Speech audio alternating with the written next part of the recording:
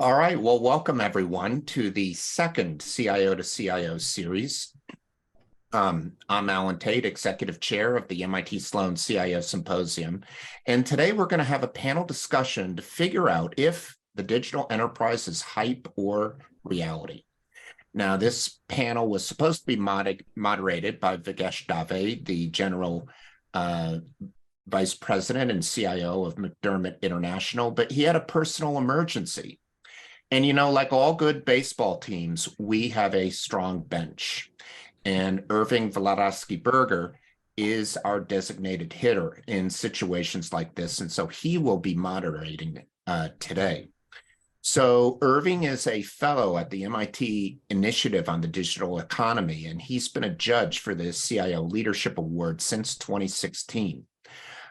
He's also going to moderate a panel this year at the actual symposium in May, Digital Enterprises, Augmenting Digital with AI, Machine Learning, and Web3, a panel that I personally am looking forward to. He retired from IBM in May of 2007 after a 37-year career with the company, where his primary focus was on innovation and technical strategy. So he's had a lot of experience working with CIOs, so welcome, Irving. Thank you, Alan. Okay, so before we get started, this session is going to be about an hour long, and during the first half, Irving will lead a discussion with the panel, and during the second half, we'll take questions from the audience.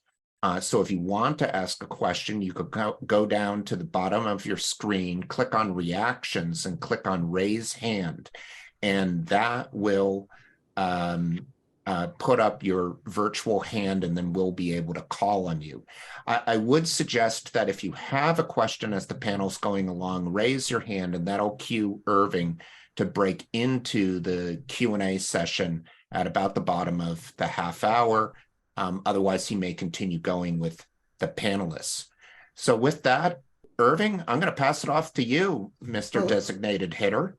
Thank you, Alan. And it's spring.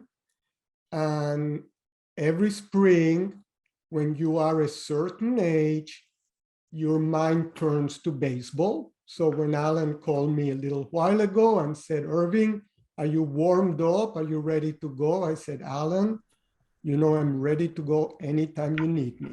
So here I am with some three great panelists. And let me start by asking each of the panelists, starting first Adriana, then Bryson, then Scott, to tell me, introduce themselves, but also say, is the digital enterprise real or is it hype? Give me your opinion. So Adriana, should we start with you? Sure. Thank you, Irving. It's good to see you again. So I am Adriana Karaboutis. I work for National Grid, which is a British multinational utility doing primarily electricity, but electricity and gas for the UK and New England and New York. I have spent most of my career in technology, supply chain and manufacturing, working for biotechnology, tech, working for Dell as the CIO, as well as 21 years in the auto industry. So with technology as sort of my backbone and traversing multiple industries, I would say with confidence, I think digital is both a very strong reality and a dose of hype as well. Okay. Very good. And how about you, Bryson? Will you introduce yourself and tell me reality, hype, or both? So good afternoon or good day all, and thanks for coming together. Such a great set of topics and conversations. I'm Bryson Koehler. I'm the Chief Product Data Analytics and Technology Officer for Equifax.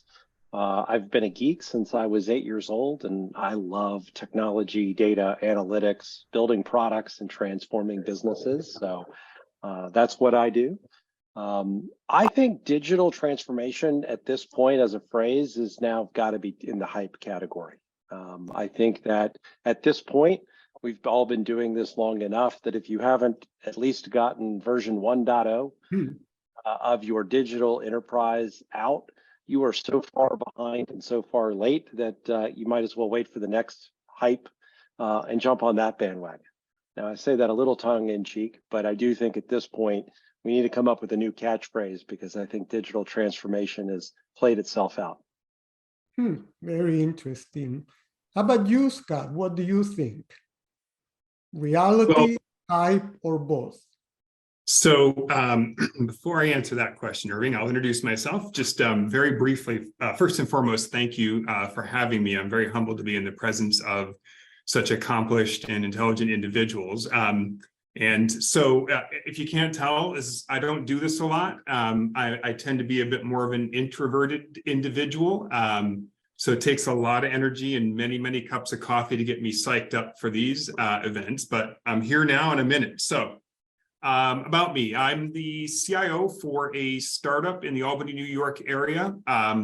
We are a company that we are manufacturing a new generation of silicon carbide wafers that will power a greener, more energy efficient industry.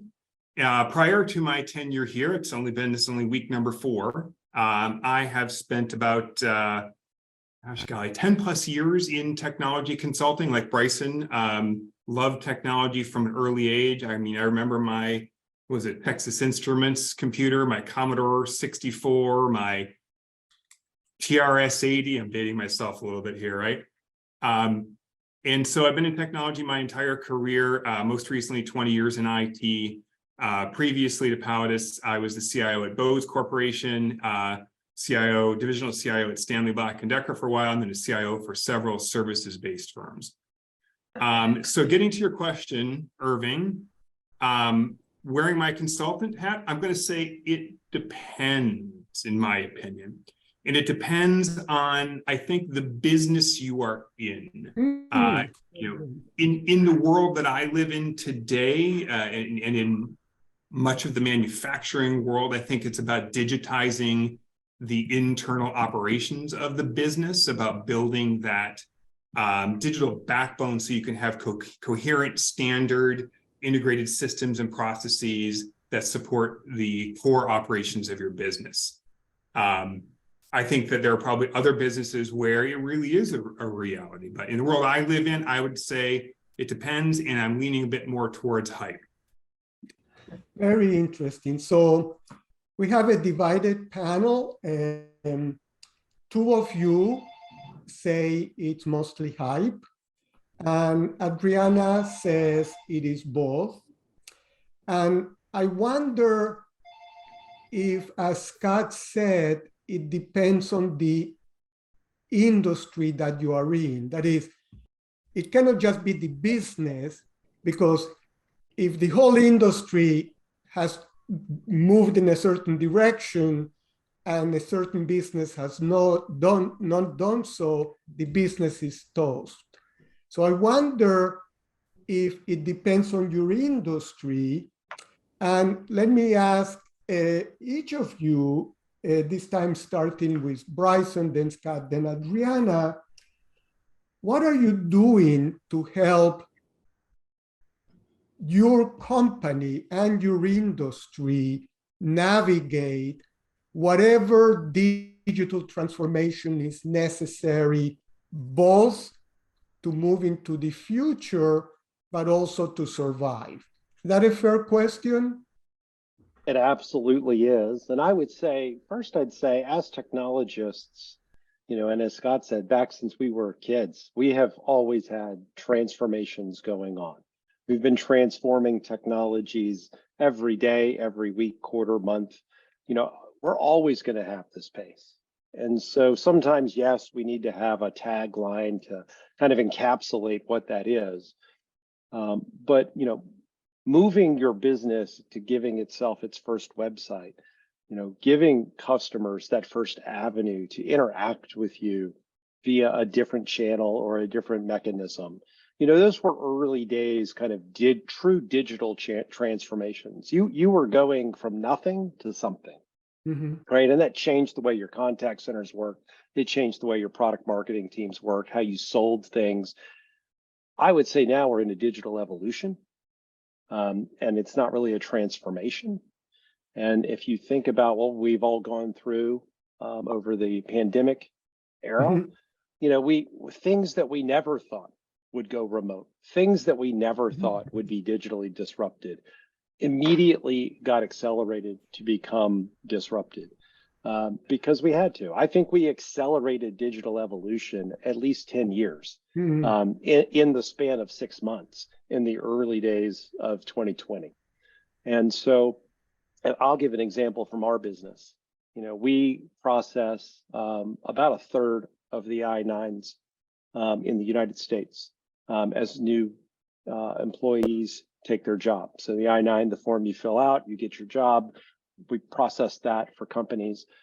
That had always been something where you would come into the office, sit down with your HR team, you'd fill it out on your first day. They would take a picture of your passport or whatever. And we've all been through that.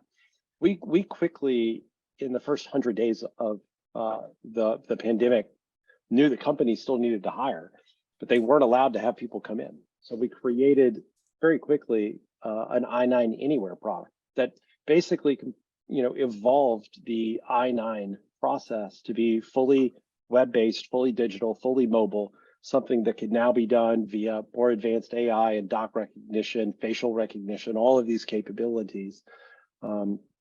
And now today, 77% of all of the processing we do for I-9s is I-9 Anywhere.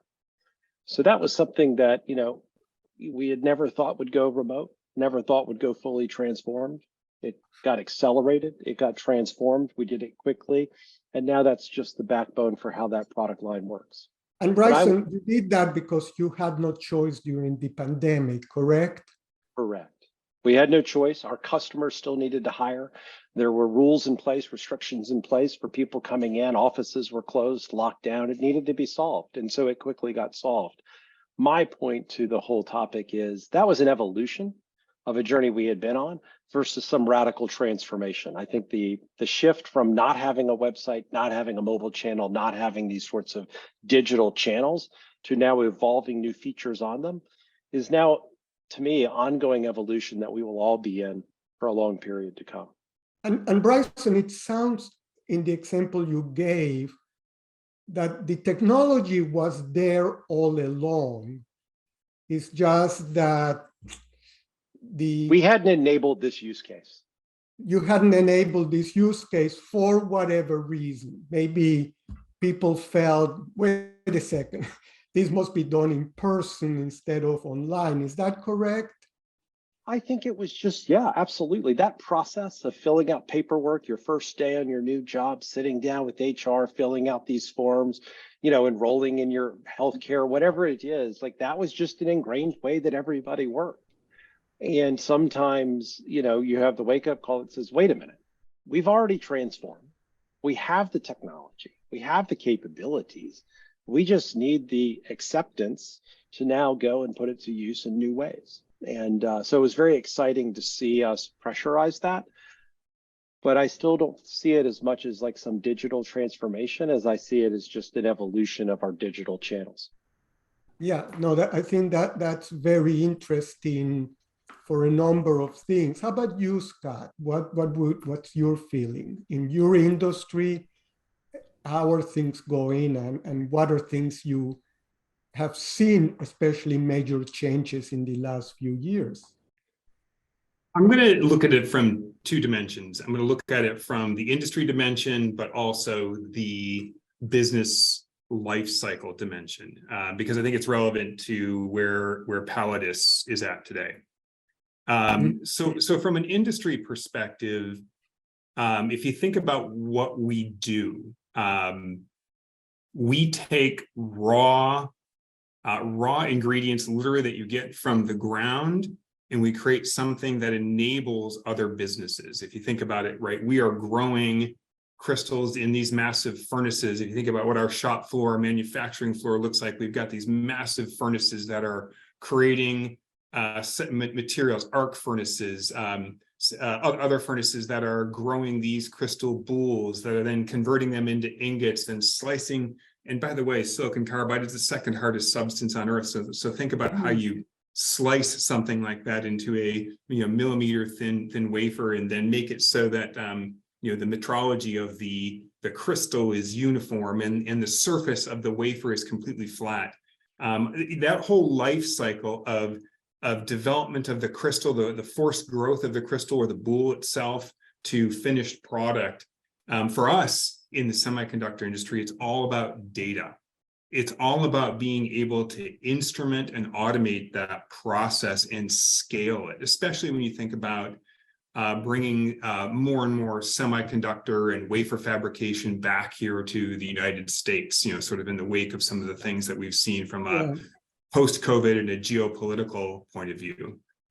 So data for us is really, really important. So from the beginning of this endeavor, we have been investing in what you and I would all know of as true data science, right? So being able to gather data both manually, but also in an automated fashion, and being able to apply advanced algorithms to that in the cloud so that we can understand the full life cycle of that process, measure efficiency, measure changes that we might make to the formula that produce a different outcome when you get to the end of line. So data is one thing that has really been evolving, and we've talked about big data forever, but I think the big data tools, the data science, and really leveraging the cloud and digitizing all of that has been a big step forward with the semiconductor industry.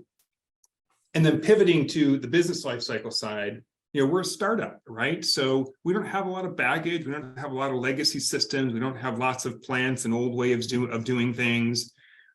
So we have been, I think, almost a customer of this digital transformation in some ways, in that from a technology perspective, we've been bringing together, I almost call myself, the chief integration officer, more than and we're pulling these pieces together that are readily available to create the business capability, implementing a tier 1 ERP in 3 months, right? Implementing a manufacturing execution system, HR system. I mean, we're able to do all this really fast based on available digital technologies and how all this ecosystem has evolved. Yeah, no, I think that's very interesting. So maybe one way to think about it is technology is so much around us that the key job may not be applying it to one process or another, but how do you coordinate all the pieces so they work together as well as possible? Is that a correct way of looking at? Maybe that's one of the most profound ways that the jobs of the CIO, CDO have changed, that Indeed. It's a gigantic coordination job to make sure that things work rather than any one innovation. Is that a good way to think about it? Yeah, that's exactly the way we think about it, in terms of where things are going and how we're capitalizing on this sort of ability to exponentially, deliver value to the business. Yeah, very good.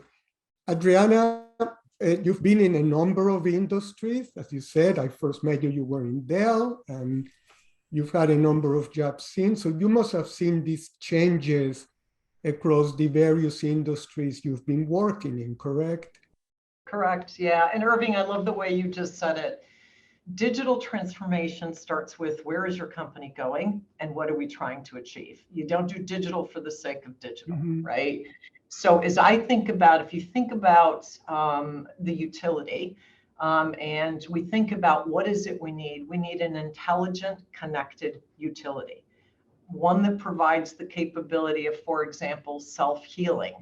One that provides, which is real and we're rolling out, by the way, one that provides the capability of understanding all assets across the miles and miles of grid and what their health is, getting to predictive analytics from prescriptive analytics.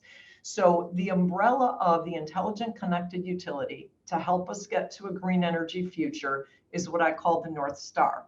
And as we back up from that, we realize smart meters, digital substations, IEC 61850 standards, the analytics and what we can do about the health, all of those components.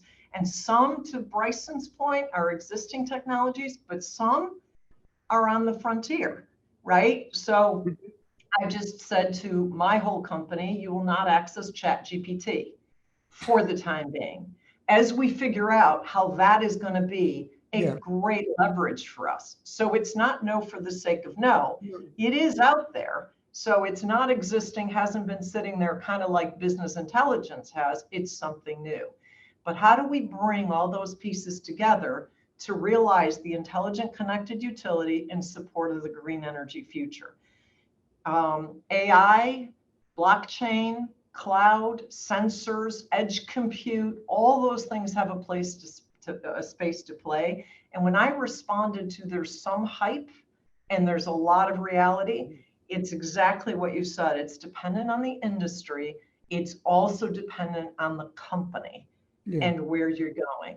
And great CIOs or chief digital officers can separate sort of the what is in that futuristic. We're going to do a couple of POCs and MVPs, minimal viable products, and test out. What is table stakes, similar to what Bryson said about, you know, the need, and, you know, we were all heroes through COVID. We got teams out there. We did all these things. Those technologies existed. We just had what I call the good to great moment of we had to get people working. So you have to know what the vision is. You have to know what's reality, what you can do now. What's a little bit of hype, and there's two ways there is in hype: the future, you know, and what's quantum compute and that sort of thing is coming at us. There's also hype in the value creation. A lot of technologists and businesses overstate the value, and so you have to have some very realistic views.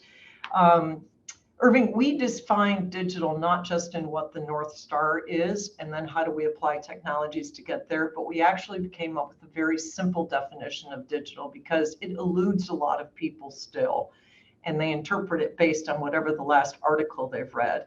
We've said it's applying frontier technologies, reimagining how we do work, including customer engagement models, or how we run our grid, or how we create value overall, and delivering in agile methodologies.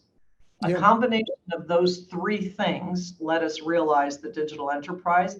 And when we go back to that basic definition for everyone in the company, it solidifies and makes it real as we also understand sort of our North Star.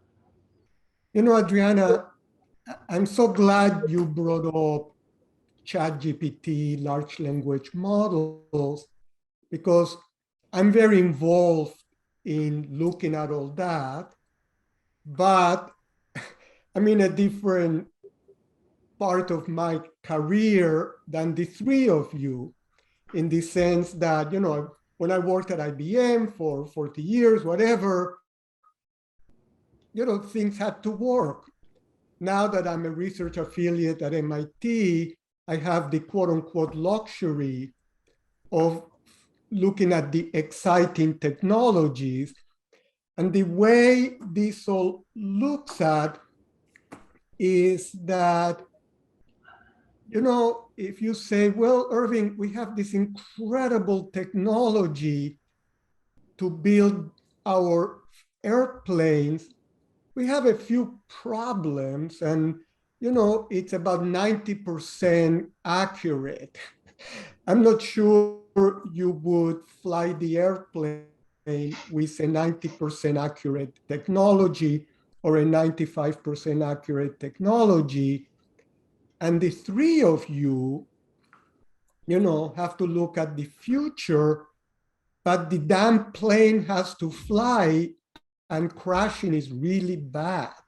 So let me start in with you again, Adriana.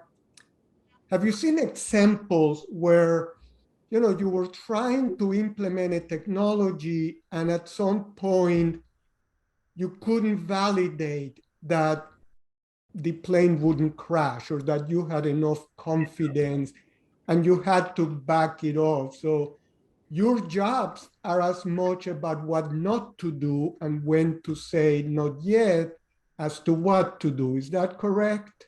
It's exactly right. That's exactly right. Irving, you have to know, right? I'm not going to hire the surgeon that has a 90% track record. We're not going to go in a parachute that's 90%, or to your point, a plane. However, and knowing the reality of where the technology is, you don't throw it out because it's not perfect, right? We've all heard of the 80-20 rule. There are use cases, and the big thing is staying educated and really learning about it. There are use cases where you can say, this can give us idea. ChatGPT is a 45 terabyte it's taken in, 1 terabyte is like 80 million, 85 million pages of information. And it builds based on words and probabilities and all sorts of things. It's very interesting. The absolutists that say it's got some what they call hallucinations or falsities to it, well, we didn't ask it to fly the plane. We wouldn't get on that plane. But again, there are use cases. And as technologists, we have to track to those things and take good judgment calls on where it could be leveraged within the companies and our enterprises and where not. It's as with anything. Yeah. Experimental drugs, new drug. I mean, think about it. Everything has that evolution. Culturally, you have to take the company with you to understand, what they need to know about it, why we make certain decisions, and where we're going with it. But you don't throw out a technology at its infancy, and you don't adopt it at its infancy. You just keep the radar on. But that's where your jobs are so important, because the company relies on you, on the CIOs, CDOs, to tell them where is that balance, Irving, where it's not ready for prime time, but however, I cannot ignore it, because in a few years, I will have to be there. And if I don't implement it, I will be left behind. And Bryson, can you talk about that in your experience in the jobs you have and have had? How do you handle this balance between don't ignore, but don't implement prematurely because it's not ready yet? It's a great question. And I think that's why I always say the hardest part of my job is the people side. The tech side is easy. Most of the tech challenges are not really hard tech challenges. So most of our challenges are people challenges. How do we get people to work together? And this is where a product management discipline, working with the technology team, that evolution of how those two teams work together is so important. That product linkage to the market, making sure there's a feedback loop from a customer through a salesperson, that there's listening activities that are going on so that we're hearing what the needs are. I actually have found most sales teams and many customers are willing to push the envelope. They're okay being at the bleeding edge. They just want it to be aligned to what they need. I think the challenge comes when innovation sometimes comes from like a science project, where somebody was working on something and it was interesting, but it wasn't actually aligned to what any of the market needs were. And that's where nobody wants to take a risk if it's not something that they're trying to solve. But if they have a problem, they're willing to take a risk. And back to the examples that we were just hearing about related to what we all did during COVID, things that we thought nobody would ever take a risk on. All of a sudden, we took risks all over the place because there was a need. So I think it's important for the technology leaders, when they're thinking about art of possible, when they're thinking about how they paint that vision of the future, when they're trying to encourage their company to move faster, be more bold, take more risks, if those risks are truly related to the challenges that the company has or to what their customers have, and it's solving a direct problem, you'll find an almost unlimited appetite for speed and risk-taking. Just make sure you're not doing it where you're pushing your interesting idea and there's not really a problem to be solved. By the way, one of these areas that was most interesting that I think we embraced during COVID was telemedicine. And remember, before COVID, I think most insurance, I'm not even sure if Medicare reimbursed physicians for telemedicine, for interacting with their patients digitally. With COVID, we had no choice, and it worked very well. And in fact, a lot of the experience, I'm assuming, is when is it okay to do it? Because somebody's just checking up on something, and when is it not okay to do it? Because you're trying to decide, should I take Irving's appendix? And sometimes you need to lay hands. So there are so many examples where that is the case. Scott, in your business, God, you're in such leading edge technologies. How do you decide when to implement and when, no, that's a step too far yet. Let's be a little more conservative, because it sounds like you are at the very leading edge of so many technologies. Is that correct? I think the word I would use is experimentation. And I'm actually going to put on my former CIO hat from Bose and talk a little bit about some of the challenges there. I think there are probably, when I make this comment, this might resonate with some of you. The example of where one of your executive peers comes back from a business trip or a conference and sets up a meeting with you and says, we need to be digital. Are we digital?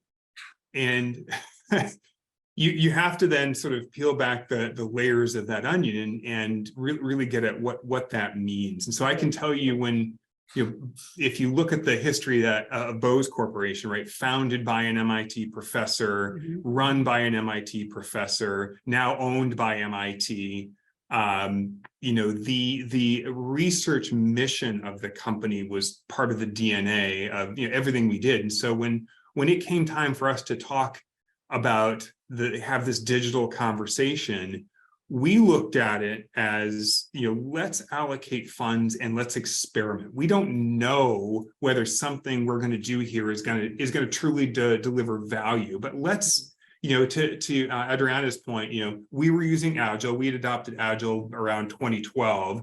And so this idea of getting to an MVP type of product, if you will, or service or capability was something that we could invest money in, take it so far, see if it delivered value, and then kill it if it didn't. And I can tell you, our early conversations, our early forays into investing in digital, they did not yield the results we had hoped for. And we ended up killing off a lot of things. Some might argue too late, right? We invested, it's kind of that, throwing more money, good money after bad, I guess would be the expression, and not recognizing that, okay, we're not going to get to anything that's going to produce value here. So we would cut things off maybe a little too late, but, we learned from those iterations. We learned, okay, for instance, in capturing data about consumers and buying patterns and buying habits and listening habits. I've got Bryson is wearing a pair of Bose headphones over his ears, right? You've got the ones that go inside your ears, right? The point is, we learned about what you could do with that data. So we had a very experimental mindset. We didn't go into it with, we're going after this holy grail and we have to achieve it no matter what. And so we iterated through a lot of different things. I'll tell you, the first couple of rounds were painful. We probably spent a lot of money, hindsight being 2020, was money wasted, but the learning was the key piece for us. So the experimentation and the learning from that, and then evolving and taking that learning into further iterations where we were evolving the conversation with the customer, creating the digital interactions with customers, right? And the thing that keeps coming to mind as we're talking is because in your jobs, and when I say you, I don't mean just you, the individuals, the people in your organizations you both understand the technologies or have people who understand them, but you understand the business application. And I'm assuming then the senior executives in the company, the other senior executives, CEOs and the heads of the units have to come to you and ask you, Adriana, what do you think? Is it ready? Is it not ready? Is it ready for this application or not? So I'm assuming, given the pace of advance of technology, keeping up with it and explaining it to the boards and so on is a major part of your jobs right now. Am I correct? Scott, let me start with you. Just brief answer, and then we'll go to questions from the audience. It's a little bit of, it's a lot of that, I would say. Probably 75% of what we do is that, and that's an important piece. And then the other 25%, at least in my experience, has been, you know, the world we live in, more and more of our peers are tech savvy, right? To one extent or another. And so having the conversations with them about the application of technology, whether it's ready or not, or the you know, the level of effort and estimates around investments and time that it'll take to achieve a particular outcome. Because I think, you know, sometimes people respond to some of the sales and marketing hype out there where, you know, you think it's just like that, right? You sign up for a subscription and it just magically happens. And we know it doesn't. We know that it's, to someone's comment earlier, it's not about the technology. Yeah. Bryson, so Irving, I would just say I completely agree with what you've said. First of all, you know, it's a little passé even to say that your business or your CEO comes to you. You should be going there. Obviously, we all know that. Look, it's about understanding, not just at a high level, but truly understanding, like a business person, the business, because we are business people. Yeah. So we have to have that view. Bring in expertise on technology and start thinking about, I think Bryson said it, solving problems or new paradigms and where you are is critically important. It's also storytelling. Our colleagues in our companies lose us when we can't connect the dots, right? So I've got for example, there's automation, which we've all done for many, many years. Now we have robotic process automation, right? Which is, you know, we all know it takes, you know, sort of mundane tasks. And now there's intelligent process automation, which says it's doing more than just automating on steroids. How do you take people on those journeys, tell the story, apply these technologies to your business, and what the art of the possible is to achieve goals and objectives in futuring?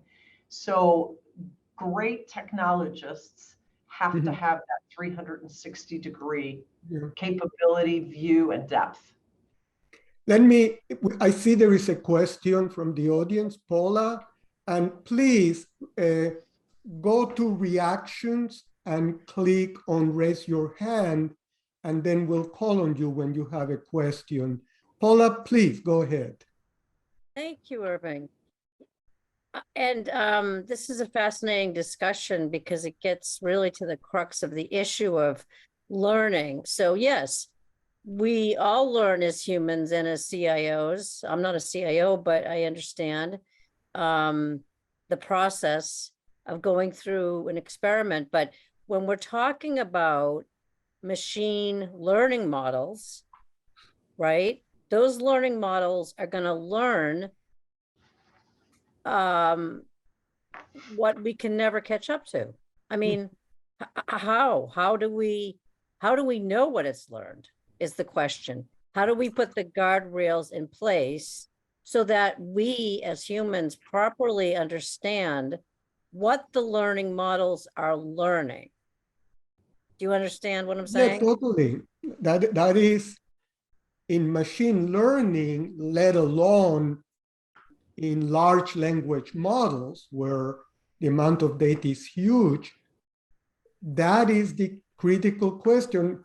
Bryson, do you have a comment for Paula on how you handle it if that has come up in in your... It has, absolutely. In fact, I was having a debate on this just last week. So I would say two things. One, the need for explainability is critical. I certainly face it in a highly regulated business where, we have to provide reasons, which then, and we've had to build some very sophisticated neuro decisioning technologies. We've got patents in the space. We've had to do a lot of stuff to create explainability. So that's one answer is I think that work needs to continue. In Equifax, you cannot say, we don't like you, that's why you have a bad credit rating. That won't get you anywhere, correct? We have to tell you why. You have to tell us and, why. and so the machines have to learn to explain. And so there's a lot of work and a lot of research that is still yet to be done in that space. I think the other side is, and this was the debate I was having, is it about what we train and what the machines know, or what we ask and how we use it? So I think the existential question is, if a machine has learned on a bunch of data and sits in the corner and nobody queries the machine, does it matter? So is the question really, when we're querying it and engaging in it and asking questions, is that where we need to make sure there's guardrails? Versus, like, let it learn on everything that it possibly can. Let that kind of, run, but have more guardrails on the querying side, or is the guardrails more on the learning side? And maybe it's a little bit of both, but I think it's a very deep, fascinating question to poke at in this space, especially if you start thinking about, are you training on permissible use? So if you start thinking about, what data does my model have access to train on? What can this machine learn? Well, if it's learning on something but never using it, did it learn it? And it kind of sounds like a very existential question, but I think there's a deep philosophy here that we've got to get our head wrapped around, if that makes sense. Totally. And in fact, the three of you have mentioned throughout that it depends on the use case you pick. And some use cases are quote unquote life and death. And I don't mean life and death of humans, but it's crashing, that if things don't work out well, things will crash, or you'll get a cyber attack, cybersecurity, something I'm sure the three of you have to deal with in a way you didn't have to as much a few years ago. Other things are soft mistakes. If ChatGPT, you're using it just to get some advice on what to do, and it's a C-level assistant, if you see what I mean, somebody who sort of got C's in school, and you treat it like that, that's a good experimentation. But again, I keep coming back to your jobs. It's not that easy unless people are in the middle of this to know where we are, which are things you have to be very careful, because if they don't work, it's very bad, and which are things where that's where you should experiment. And one thing about this discussion that keeps coming up is that's really what happens. George, you have a question? So it was on, feel free to finish your thought, please. No, that was my thought, that I have a lot of thoughts on this. That's what happens when you are in a semi-retired state, hanging out with incredibly brilliant people, and you don't have to operational responsibilities. Boy, is that a fun thing for you youngsters to look forward to. Go ahead, George. I'm just going to take the win of being called a youngster today, so I'll take that first. Question for Adriana. Very curious, especially working with utilities. What kind of a culture and mindset change had to be orchestrated? That is, kind of, where do you think you were in the starting point? Because normally utilities are being fairly risk averse, fairly conservative, and regulated and all of that. Would not necessarily, therefore, fertile ground for creating the mindset that's going to be needed to drive forward on the things you described with, business at the frontier and using data intelligence for new things. So what was that transition? How did you pull it off? What were some of the key tactics that you found worked? Yeah, so George, what we did is, great question. What we did is we took a few lighthouse use cases. We went out with the users, and I'll give you one example. Vegetation management. Everyone knows that you have to watch your trees along your electrical lines, right? Could cause a problem, a la California, right? And we observed and watched. The technology du jour was drones. Drones go up, they take a look, you see where interference is, you send your vegetation team out to do. We then said, well, what if we apply geospatial photographs along with what types of trees they are and how fast they grow and what the weather patterns are looking like. You mean like from satellites? Adriana, did you say from GIS? Yeah, satellite. Yeah. And we can, or sorry, LiDAR. And so we can then do some predictive things. So we went to the teams doing it. We watched and observed. We took, to Bryson's point, some known technologies, and also then started looking at some other, there's an artificial intelligence company we had invested in that would help us do the predicting. And we demonstrated value in those use cases. We did about 11 of those. And we showed a different methodology, which was around what if you could do this without buying drones? What if you could do this without this? And we have this technology. So it always came back to, sometimes it does start with the technology, but you can't just say, I have a technology I want to do a science experiment on. You have a problem or a situation, a high cost method or process. And so we combined frontier tech, reimagining how we do work, agile methodology, and we started proving digital. And we kept saying, this is really what digital is. It's not this big bouja sort of thing out there that other people are doing and PowerPointing, et cetera. And that's what we started to drive. Then we took bigger aspirations and we started breaking down big programs into smaller lighthouses, and you demonstrate the value. Culture, to George's question, is probably the biggest challenge that you have, but you can't just talk about it. You have to show people and take them with you. Now I have a set of business users that I can't get enough resources around some of the programs that they want to do.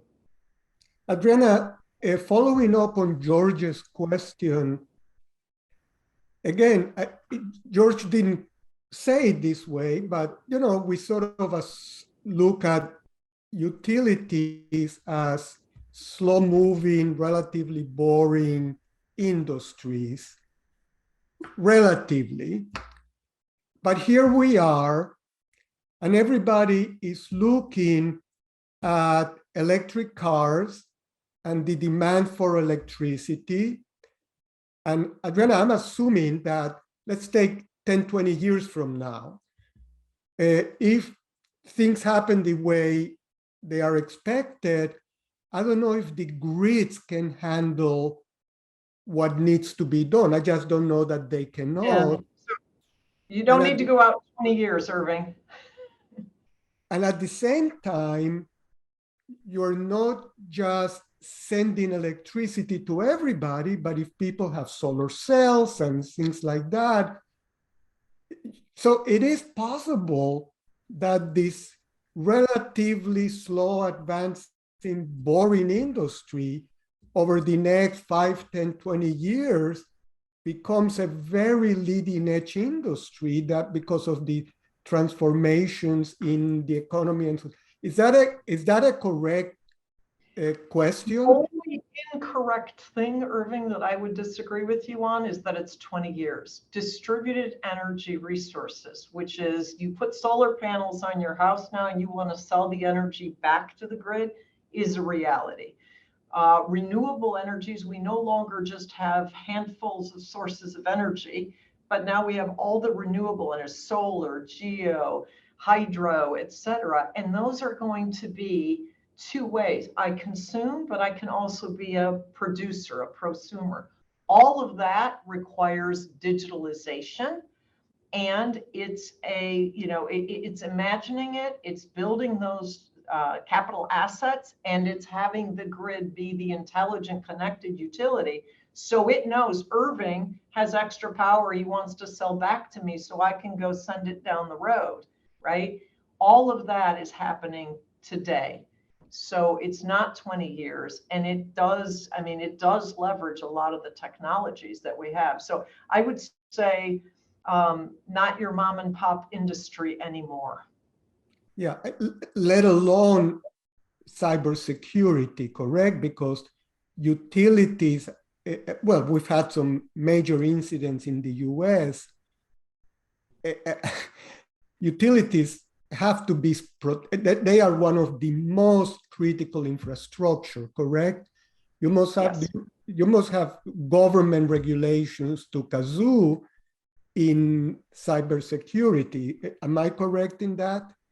Yes, absolutely. So, Bryson, you put a comment in the chat. Do you want to go on?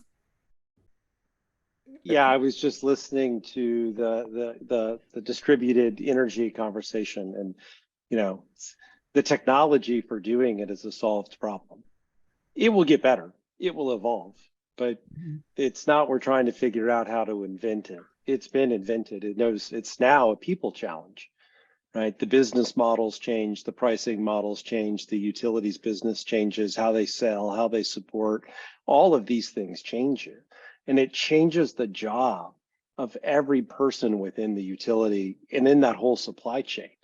And so the technology is there, the disruption's already occurred. We just haven't figured out how to get the people to adopt it yet. And I think that's the work that she's talking about in terms of, what has to come next. And that's why it's not a 20-year problem. These things will kind of get forced quickly.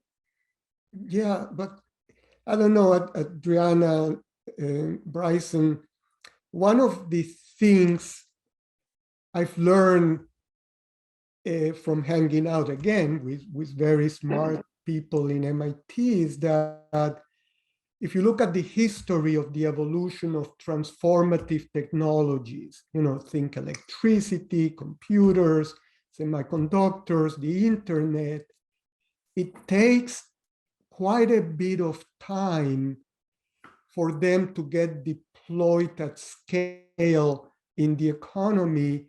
And the reason is that there isn't just one technology. You have to keep making investments, and there are all kinds of associated things that go along with it. And Bryson, as you said, the business models totally change, and you need to change the skills.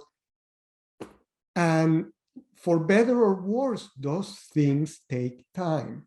Roberta, you have a question? And real quick, Roberta, I would just say please. that the first Model Y from Tesla was delivered in January of 21. Mm-hmm. By January of 23, it was the top selling car by revenue in the world. And by the end of this year, it'll be the top selling car by volume in the world.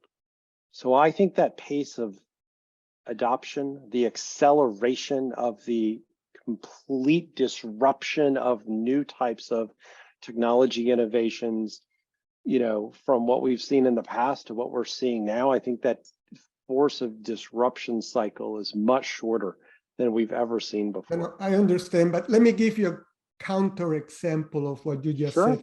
Tesla.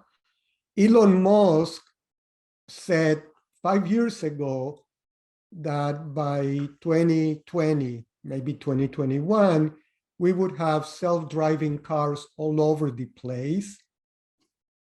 We don't have them in Westport, Connecticut, where I live. I doubt they are in too many places.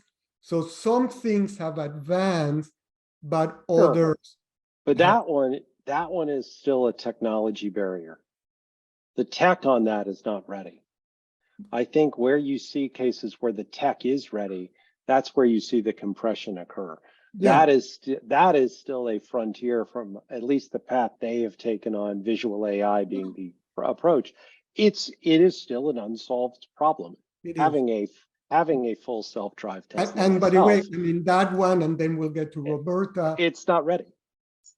Not only is it not ready, also what society will accept will take a while to work out. Maybe that's where I would disagree. I think that if it was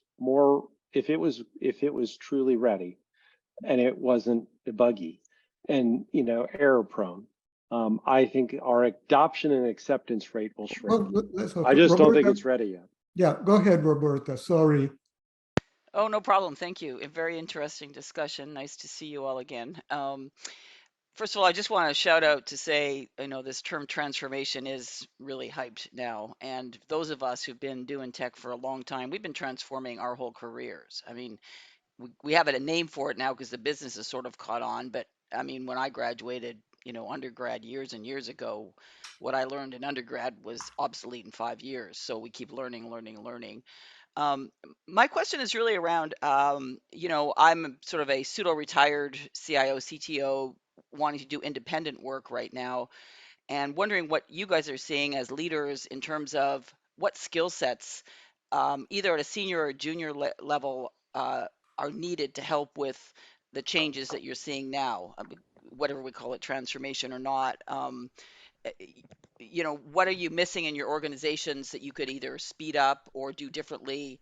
Is it leadership of innovation and pulling the right skill sets together? Is it particular detailed skill sets like certain data science, deep dives? What about AI and ML? What do we need to learn? It's kind of the people side of things that I'm curious about. And it's a little bit self-serving because I sort of float around and like to do interesting work and figure out, well, where's the next kind of interesting things that I could be learning and doing. So let me just ask our panelists to go relatively fast answers because it's 1:58 and we want to stop as close to 2 as possible. Who wants to go first?